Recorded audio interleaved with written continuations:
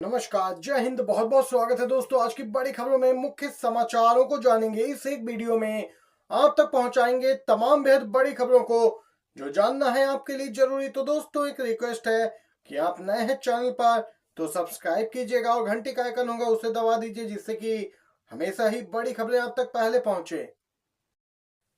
High court के जज को लेकर मचा हंगामा। बीजेपी के लोग बचाने को तुले हैं जज को, और वहीं ध्यान भटकाने की कोशिश हो गई शुरू। कांग्रेस हमलावर। जी हां दोस्तों, हाई कोर्ट के जज यशवंत वर्मा यहां पर बुरा फंस चुके हैं। सुप्रीम कोर्ट का भी इन पर कार्रवाई कर सकता है। वहीं दोस्तों, आज आपको बताते चले सदन में क्या कुछ हुआ। कांग्रेस अध्यक्ष व राज्यसभा में नेता प्रतिपक्ष खड़गे इस मामले को जोरदार तरीके से उठाए हैं। दिल्ली में एक जज के घर से पैसे मिले, उस बात को दबाने के लिए बीजेपी के लोग संविधान की बात लेकर आए हैं। दोस्तों, यहाँ पर जज यशवंत वर्मा बुरा फंस चुके हैं। आपको बताते चले, अब यहाँ पर न्यायिक जांच होगी और इन्हें सभी कार्यों से दूर रखा गया है।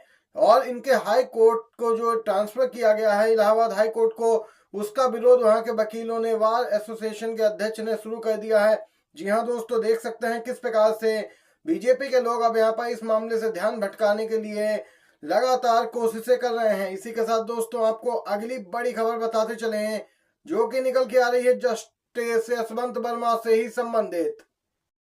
मामला इतना हाई प्रोफाइल हो गया है कि जस्टिस यशवंत वर्मा पर लगे आरोपों के मद्देनजर राज्यसभा के सभापति जगदीप धनखड़ ने अहम बैठक बुलाई। जी हाँ दोस्तों, आज ये अहम बैठक बुलाई गई जिसमें सदन के नेता जेपी नड्डा और विपक्ष के नेता मल्लिकार्जुन खड़गे भी शामिल हुए।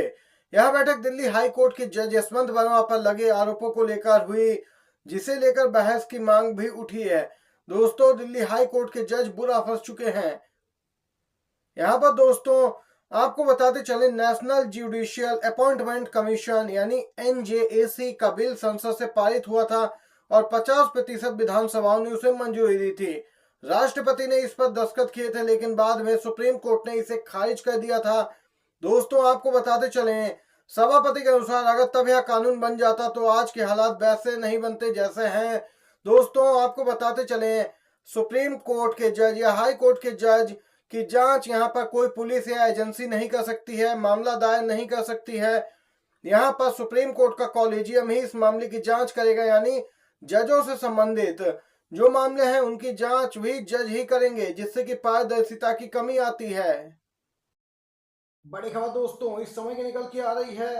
आलोचना लोकतंत्र की आत्मा है, कहना है रवीश कुमार का। दोस्तों, आपको बताते चले, कॉमेडियन कुणाल कामरा ने अपने शो के दौरान कुछ गलत नहीं कहा। दोस्तों, आपको बताते चले, उद्धव गुट प्रमुख पूर्व सीएम उद्धव ठाकरे ने कहा कि गद्दार को गद्दार कहना कैसे गलत हो गया। कुणाल के स्टूडियो पर जो तोड़फोड़ की गई उससे सिर्फ सेना का कोई संबंध नहीं, ये हरकत गद्दार सेना की है। दोस्तों, यहाँ पर देख सकते हैं, ये यहाँ पर ताजा खबर निकल के आई है। उद्धव ठाकरे सपोर्ट में आ गए हैं कुणाल कामरा के, क्योंकि उन्होंने यहाँ पर दोस्तों स्पीच दी संविधान को लेकर, फ्रीडम ऑफ स्पीच को लेकर, और यहाँ पर गद्दार को गद्दार कहना गलत नहीं कहना है उद्धव ठाकरे का भी। दोस्तों, राहुल गांधी की तरफ से एक बड़ी खबर आ रही है। राहुल गांधी बोले, आज आरएसएस हिंदुस्तान के भविष्य और उसके एजुकेशन सिस्टम को खत्म करने में लगा है। राहुल गांधी का कहना है कि अगर हमारी शिक्षा व्यवस्था आरएसएस के हाथ में चली गई तो देश में किसी को रोजगार नहीं मिलेगा और देश बर्बाद हो जाएगा। आज हिंदुस्तान की यूनिवर्सिटीज में सारे वाइस चांसलर आरएसएस के चुने हुए हैं। वहीं आने वाले समय में स्टेट यूनिवर्सिटीज के वाइस चांसलर भी आरएसएस के चुने हुए लोग ही बनेंगे। ये देश के लिए खतरनाक है और हमें इसे रोकना होगा, राहुल गांधी का कहना है। दोस्तों, आपको बताते चले, इसी के साथ एक और बड़ी खबर, परिसीमन पर केंद्र सरकार को चौतरफा घेरने की तैयारी। चेन्नई के बाद अब अप्रैल में हैदराबाद में होगी मीटिंग। दोस्तों, लोकसभा सीटों के परिसीमन को लेकर तमिलनाडु की सीएम एमके स्टालिन के नेतृत्व में गठित संयुक्त समिति ने केंद्र सरकार को अब चौतरफा घेरने की तैयारी कर ली है। चेन्नई की बैठक में परिसीमन को 25 सालों तक टालने और संविधान में संशोधन की मांग की गई थी। अब संयुक्त समिति की अगली बैठक अप्रैल में हैदराबाद में करने का निर्णय लिया गया है। इस बैठक में परिसीमन को लेकर अगली रणनीति तय की जाएगी। दोस्तों, परिसीमन किया जाना है जनसंख्या के आधार पर, लेकिन इससे दक्षिण के राज्यों का लोकसभा में प्रतिनिधित्व तो कम हो जाएगा। बीजेपी का यहाँ पर सफाया हो चुका है दक्षिण भारत से, इसीलिए आरोप लग रहे हैं कि उत्तर भारत में अपने प्रभावी राज्यों में जहां पर उसका दोस्तों ज्यादा वोट बैंक है, जहां से वह जीतती है, जैसे उत्तर प्रदेश, मध्य प्रदेश, राजस्थान, गुजरात आदि, यहाँ पर सीटें बढ़ाने इसका मकसद है। और इस प्रकार बीजेपी सीधे यहाँ पर बिना किसी टेंशन के, बिना किसी यहाँ पर दोस्तों मुकाबले के सीधे यहाँ पर चुनाव जीत जाएगी। यही मामला उठाया जा रहा है, बार बार विपक्षी दलों की ओर से मांग की जा रही, परिसीमन टाला जाए या तो जनसंख्या के आधार पर ना किया जाए। सीजीआई का निर्देश, हाई कोर्ट का एक्शन, न्यायमूर्ति यशवंत वर्मा को कोर्ट की सुनवाई से किया गया अलग। जी हां, दिल्ली हाई कोर्ट ने एक महत्वपूर्ण नोटिस जारी करते हुए सूचित किया कि जस्टिस यशवंत वर्मा से तत्काल प्रभाव से न्यायिक कार्य वापस ले लिए गए हैं। यह जानकारी दिल्ली हाई कोर्ट की ओर से 24 मार्च 2025 को जारी एक सप्लीमेंट्री केस लिस्ट में दी गई है। नोटिस में स्पष्ट रूप से कहा गया है कि हाल के घटनाक्रमों के मद्देनजर जस्टिस यशवंत वर्मा से न्यायिक कार्य तत्काल प्रभाव से वापस लिए जाते हैं जब तक कि अगले आदेश न दिए जाए।